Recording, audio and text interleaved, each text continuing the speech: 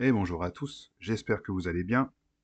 Alors, on est reparti pour une petite vidéo sur ce qui s'est passé il y a 2 jours à la police métropolitaine à Golders Green, donc en Angleterre, cette attaque terroriste avec apparemment un homme qui aurait poignardé 2 personnes et qui a suscité pas mal de critiques du public vis-à-vis du, comment dire, du comportement de ces policiers qui pourrait être assez improfessionnel. Voilà. Donc on est parti. Alors, pour ceux qui ne me connaissent pas, bienvenue sur ma chaîne, La Voix des Pères Abandonnés. Je suis une chaîne un peu mascu, un peu red pill, un petit peu, hein, un peu anti-féministe dans certains cas. Et du coup, bah, normalement, je m'oriente un peu plus du côté droit comment dire, de la boussole politique. Mais là, j'ai un peu de mal avec ce qui m'est présenté. D'accord? Parce que je sais aussi être critique du côté que je soutiens un peu plus. Voilà. Donc, nous allons discuter de cet incident et de la manière dont il nous est présenté par nos politiciens de droite ou d'extrême droite. Ça, ce sera à vous de voir comment vous les considérez. Et puis on va discuter de la scène en question. Et moi, je vais vous donner mon point de vue en tant qu'ancien policier de Londres, qui était à Nord-Ouest aussi, donc qui connaît le quartier où les 2 policiers ont exercé, là, dans la vidéo qu'on va regarder. Euh, et puis bah voilà, moi je vais vous dire ce que j'en pense et je vais vous présenter un peu enfin, une partie de l'équipement de la police et vous expliquer comment, de mon point de vue, moi, j'aurais réagi si j'avais été à leur place encore aujourd'hui. C'est savoir que ça fait une dizaine d'années que je travaille plus pour eux maintenant, au moins. Donc on est parti. Donc on a non, on a Jean Messia pour commencer. On a Jean Messia qui nous dit, et qui m'a fait un peu tiquer, d'accord? Jean Messia qui nous dit, une ordure islamique poignarde 2 juifs à Londres ce matin dans une attaque terroriste. Alors, monsieur Messia, moi j'ai beaucoup de problèmes avec votre poste, que je trouve que c'est plus un torchon en fait qu'un poste. Parce que commencer avec une ordure islamique, je trouve que c'est assez inacceptable et très peu professionnel. Voilà.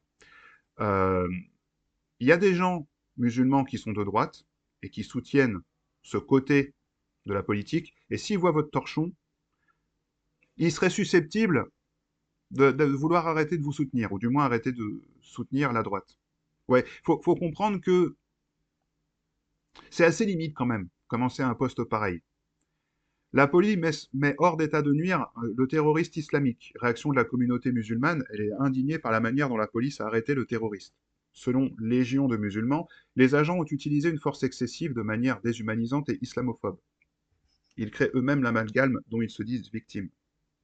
Alors, je le rejoins, le monsieur Jean Messia, je le rejoins sur le fait que cette arrestation n'a rien d'islamophobe, parce que ça aurait été un blond aux yeux bleus, un athée, un bouddhiste, ce que vous voulez, même un juif, hein, il se serait comporté, je pense, de la même façon. Peut-être pas un juif, parce que c'est un sujet assez sensible en Angleterre, surtout en Angleterre. Voilà. Mais commencer un poste avec une ordure islamique, franchement, vous dites antiraciste, vous vous dites pour l'égalité, vous savez, la liberté, l'égalité, la fraternité, c'est une très mauvaise façon d'illustrer cette conviction-là, monsieur Messia, d'accord? Et pour tous les gauchos qui viendraient vous dire vous êtes des fascistes et vous êtes des racistes, bah là, ce poste, c'est un peu comme une caisse de balles d'argent que vous leur donnez gratuitement, du coup, hein, pour qu'ils nous tirent dessus après. Donc, pas très intelligent, monsieur Messia. Ensuite, on a Bruno Attal qui nous dit cette sous-merde a poignardé 2 juifs à Londres. Merci aux policiers qui portent des coups légitimes pour lui faire lâcher son couteau. LFI vous dira que ce sont des violences policières. Monsieur Attal, je suis allergique à LFI, d'accord? Je trouve qu'ils sont tous écervelés. Et pourtant, bah, moi-même, je partagerais leur opinion s'ils vous disaient que ce sont des violences policières. Donc en gros, ce que vous êtes en train de dire là, c'est que bah, il faut être de chez LFI pour reconnaître des violences policières. C'est aussi un drôle de pic que vous leur balancez. C'est pas vraiment un pic, c'est plus une caisse de munitions de balles d'argent aussi, pour nous tirer dessus. Encore une fois, réfléchissez quand vous postez quelque chose. Ok? Parce que vous n'avez pas besoin d'être de chez LFI pour reconnaître des violences policières. Voilà. Bon, les vidéos qui nous montrent font 11 secondes. Moi, je vais vous montrer une qui fait 1 minute 26, où on verra un peu plus de contexte qui nous permettra de débattre. Alors, je l'ai déjà regardé, hein, comme vous pouvez le voir, et on voit le bedonnant, là, il va nous empêcher pendant 2 secondes et demie, 3 secondes de voir la scène, au moment où il y aura menottage. Hein, il va passer au moment qui est assez crucial. de la vidéo, puisque, bah, en fait, il va, comment dire, il va rendre le moment crucial où ils auraient dû faire ça dès le départ, invisible, dû au fait qu'il est assez large et qu'il va passer dans la caméra. Voilà. Mais du coup, voilà la vidéo. Regardons qu'est-ce qu'elle a à nous apprendre.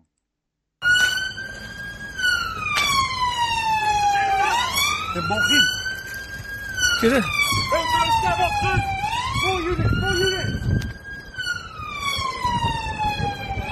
Alors oui, j'ai oublié de vous dire, ce mec-là, là, c'est Shomrim. Shomrim, c'est c'est un groupe de civils, ce sont des agents de sécurité qui sont comparables aux SIAP, vous savez, les agents de sécurité de service incendie et assistance aux personnes que vous voyez dans les centres commerciaux, qui ont un pull rouge avec une barre bleu marine. Là. Ce sont des SIAP. Bah, le SIA, c'est le CQP professionnel en Angleterre, c'est Security Industry Authority, ce sont des agents de sécurité qui sont similaires au CQP, tu sais, certificat de qualification professionnelle d'agents de sécurité. Ce ne sont pas des flics, d'accord? Ils ne sont ni APJA, ni APJ, ni OPJ.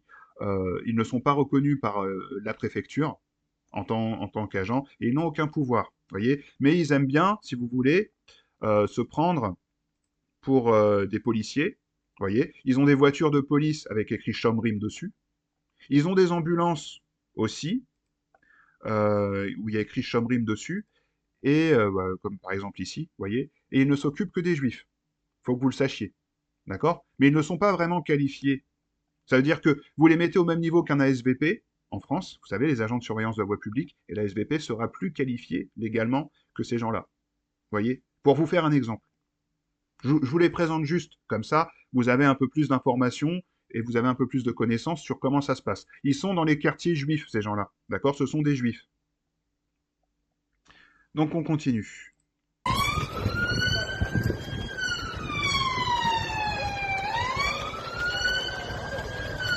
Alors encore une fois, ce que je vous présente, hein, je vous le mettrai dans la, comment dire, dans la description de la vidéo, comme ça, si ça vous intéresse, vous pourrez aller faire un petit tour et regarder par vous-même. Et vous, si vous êtes curieux, que vous voulez vous informer un peu plus, vous aurez l'opportunité.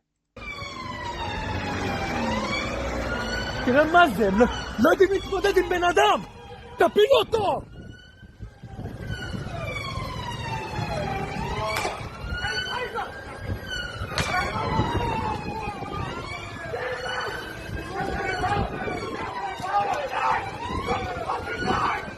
Voilà, alors, voilà le point principal de la vidéo et pourquoi les gens disent que ce sont des violences policières. Vous savez, quand vous êtes policier, normalement, quand vous utilisez de la force, il faut que celle-ci soit proportionnelle au danger au moment présent, pas avant, pas après, au moment présent. Une fois que l'homme il est à terre et qu'il est maîtrisé, quel est le danger là? Bon, il a toujours son couteau dans la main, d'accord? Et c'est l'argument présenté par Monsieur Attal et toute sa clique où ils disent mais fallait bien lui faire lâcher son couteau.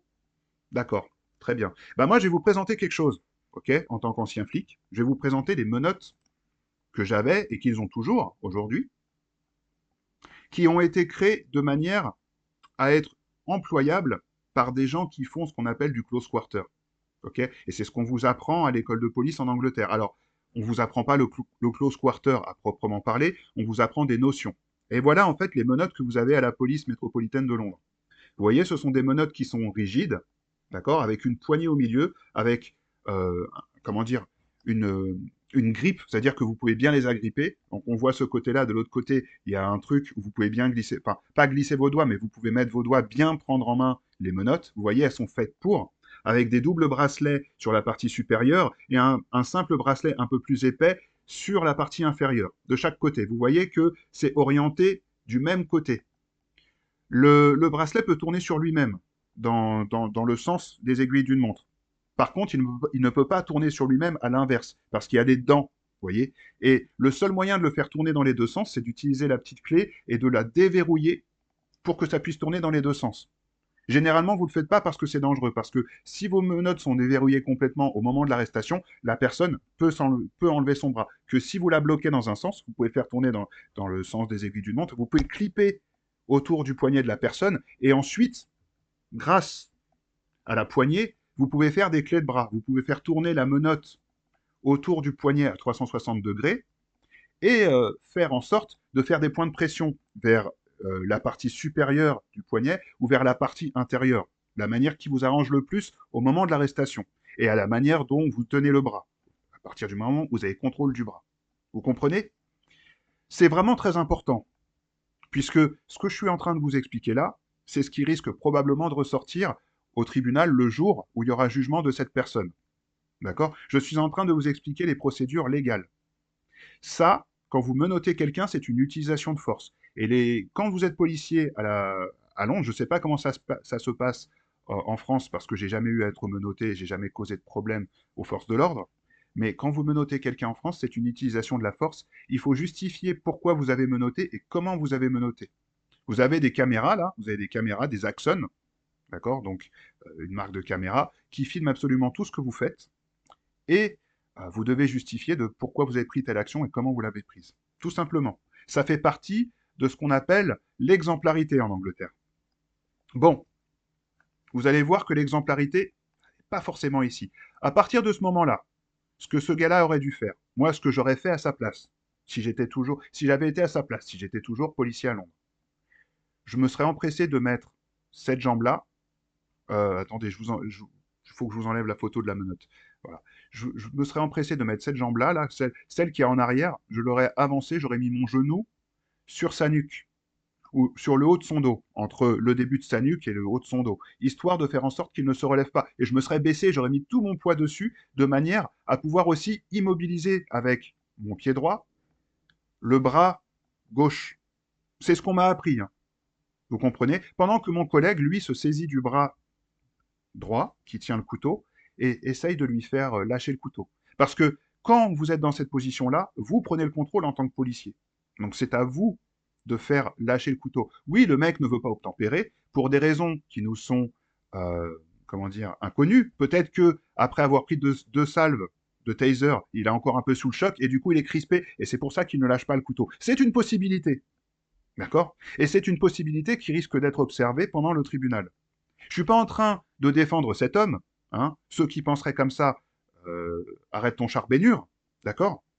Je suis juste en train de vous expliquer qu'est-ce qui peut se passer suite à deux salves de taser.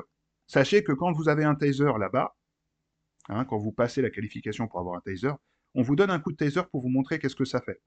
C'est pareil, quand vous finissez l'école, on va vous donner un spray sous forme de gel, vous savez, incapacitant. Le jour où vous finissez l'école, on vous met dans une pièce et on vous bombarde de ce spray pour que vous développiez une sorte d'immunité. Parce que vous serez souvent au milieu de ce spray par la suite.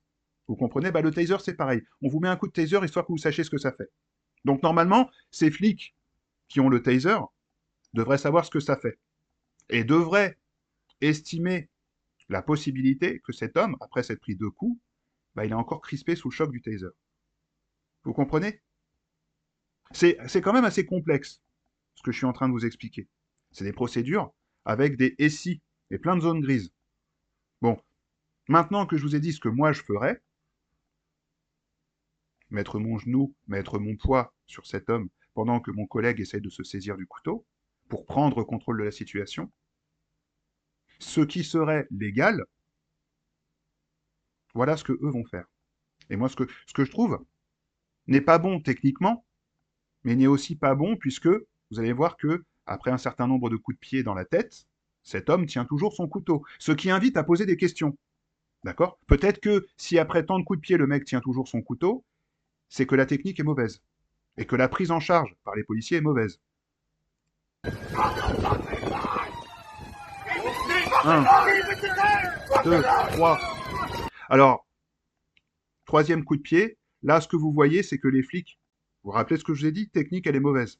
Les flics ont perdu le contrôle de cet homme à ce moment-là. Il a ses bras sous son corps, sous son torse, mais à n'importe quel moment, au moment où ils ont lâché prise de cet homme, il aurait pu se relever et essayer de les poignarder. Voilà. Puisque on va suivre le scénario du fait qu'il ne veut pas coopérer volontairement. D'accord? On va suivre le scénario plausible qu'il n'est pas crispé par le taser et que du coup, il y a possibilité qu'il puisse se relever, puisque c'est ce qu'ils pensent dans leur tête, puisqu'ils lui mettent des coups de pied dans le visage. Mais ils ont perdu contrôle de cet homme. Pendant 2 secondes et demie, 3 secondes. C'est dangereux. L'homme pourrait se blesser ou pourrait blesser quelqu'un. C'est une possibilité. C'est une des zones grises dont je vous parlais tout à l'heure. Bon. Est-ce qu'on peut dire que la technique était bonne, là? Moi, déjà, ils ont perdu. Déjà, ils ont perdu. Lui, il avait la possibilité, lui, là, à gauche, il avait la possibilité de maîtriser cet homme. Il a lâché cette possibilité pendant 2 secondes et demie, 3 secondes. Game over. Et c'est ce que les juges vont dire. 4, 5, 6, 7, 8, 9.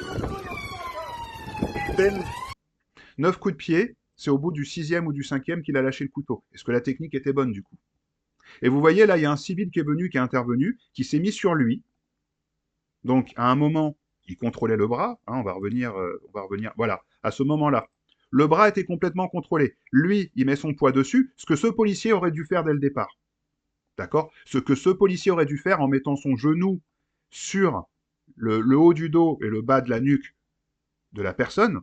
Là, c'est un civil qui est venu faire, qui est venu s'asseoir. Et en plus, ce civil s'est pris les pieds dans les fils du taser. C'est complètement ridicule. Et là, vous voyez que le policier de gauche sur la vidéo tient le poignet du suspect pour essayer de le désarmer, et que lui, avec son poids, il va aussi tenir le haut de l'avant-bras du suspect pour l'empêcher de balancer son bras et d'essayer de donner des coups. Donc, est-ce que les coups de pied, à ce moment-là, sont nécessaires? Est-ce que les coups de pied dans la tête sont nécessaires? La réponse est non. C'est aussi simple que ça. Monsieur Attal, vous pouvez dire que ce sont des coups légitimes, ils sont illégitimes. Et la technique de ces policiers est mauvaise. Tout simplement. Et vous avez beau être un ancien flic, moi j'en suis un aussi, et je vous le dis, la technique est mauvaise. C'est aussi simple que ça.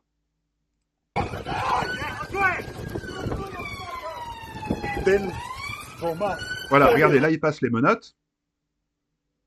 Donc il les passe par ce que je vous ai montré tout à l'heure. Hein. On va déplacer la truc. Je peux pas la déplacer. On va peut-être la rétrécir. La rétrécir comme ça prend moins de place. Hop. Donc il lui passe les menottes. Il lui passe le premier bracelet. Et à partir de ce qu'ils auraient dû faire depuis le départ, hein, vous n'avez pas besoin de lui mettre de coups de pied au visage. Et à partir de ce moment-là, ce qu'il faisait, c'est qu'il maintenait le bras droit du suspect, et avec la poignée, il lui tirait dans le dos, et il lui attachait l'autre bras. Il n'y avait aucun besoin de lui mettre des coups de pied dans le visage. En fait, les coups sont considérés illégitimes quand ils ne sont pas nécessaires. Encore une fois, la nécessité et la proportionnalité. Là, ils sont 3 sur lui. Il y a Chomrim qui sert à rien, parce que ces gens-là ne servent absolument à rien. Hein. Et tout ce qu'il avait à faire, c'était lui mettre la menotte. Qu'il tienne le couteau ou pas, c'est pas grave, il est maîtrisé. Et ensuite, tu lui tords le bras, et tu lui mets l'autre menotte. Et tu fais pression avec les bracelets. C'est aussi simple que ça. Hein. Il n'y a pas besoin de justifier ou pas justifier. C'est ce qui va ressortir au tribunal, c'est les avocats de l'homme au sol, ils vont se régaler avec cette vidéo. Ils vont avoir, ça va être un jour de cueillette pour eux. Ça va être un jour de banco pour eux, je sais pas ce que vous voulez, qui veut gagner des millions. Regardez, hop, là il y a Monsieur Beden, il va passer, mais vous voyez, il fait exactement ce que je vous dis. C'est-à-dire qu'il le tient par les menottes, alors on ne le voit pas parce que la vidéo est pas très claire, mais c'est ce qu'il vient de faire. Il vient de le menotter avec les menottes que je vous montre à l'écran, il lui passe le bras derrière le dos, et lui, finalement, il a sa botte sur le haut de la nuque, ce qu'il aurait dû faire dès le départ. Il n'y avait pas besoin de lui donner des coups de pied. Vous voyez? Et il le fait d'une mauvaise manière parce qu'il se tient debout. Il pourrait perdre l'équilibre. Si le mec bouge ou quoi, ou qu'il est surpris, il pourrait tomber. C'est pour ça qu'il aurait dû se baisser et mettre son genou et le poids de son corps. Comme l'autre il a fait, là, le gars là en vert. Là. Au moment où... Vous vous rendez compte un peu que ils ont dû être 3, il y a un civil qui est venu, et il a eu plus de bon sens. Le civil a eu plus de bon sens que les 2 flics. C'est un truc de ouf quand même. Là, il y a Monsieur Beden, hop. Et là, voilà.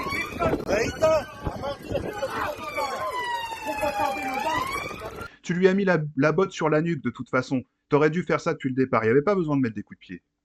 Hein, Monsieur Attal?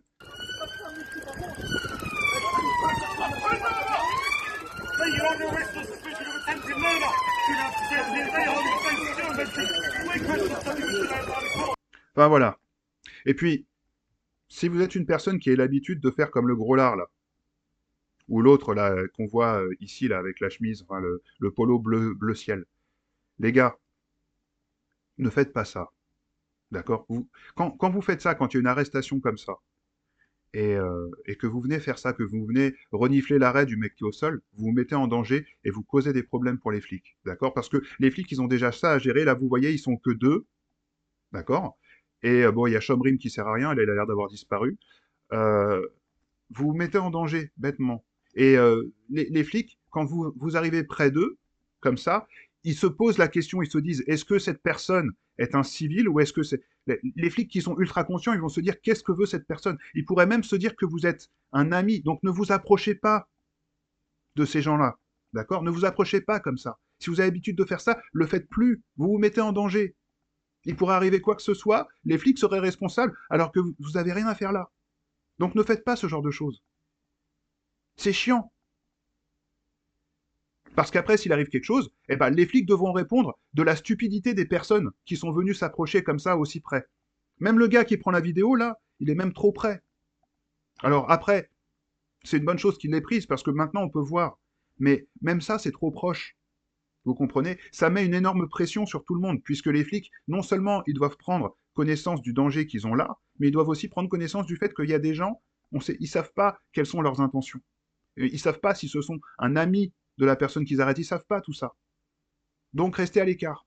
Laissez-les faire leur travail. Vous comprenez? Enfin voilà. Moi, je voulais faire une petite vidéo là-dessus, puisque ce sont d'anciens collègues, et que j'ai travaillé là-bas, donc dans ce coin-là, Nord-West London, c'est où j'étais moi aussi. Et du coup, bah, je voulais vous faire un petit peu une description de comment ça se passe et comment moi j'aurais géré la chose si j'avais encore été là-bas. Parce qu'il y a plusieurs manières de faire. Et vous voyez, comme je vous dis, il met sa botte sur la nuque, c'est ce qu'il aurait dû faire dès le départ. Il n'y avait pas besoin de lui mettre des coups de pied dans la tête. Vous comprenez? Voilà, ceci étant dit, je vous souhaite une bonne journée. J'ai d'autres vidéos à faire. Donc pour ceux qui veulent, qui n'ont rien à faire et qui veulent voir un peu, je vais parler de la nouvelle loi, enfin de la nouvelle définition du voile sur le Parlement européen. Il y a un mec sur Twitch qui part un peu en vrille, qui parle de la prostille et tout ça. Donc j'ai d'autres vidéos à faire. Aujourd'hui, je vais en profiter pour le faire puisque j'ai pas posté depuis longtemps. Et puis bon, bah voilà, je vous souhaite une bonne journée, un bon 1er mai. Et bah, je vous dis à la prochaine vidéo, à bientôt. Prenez soin de vous. Allez, ciao.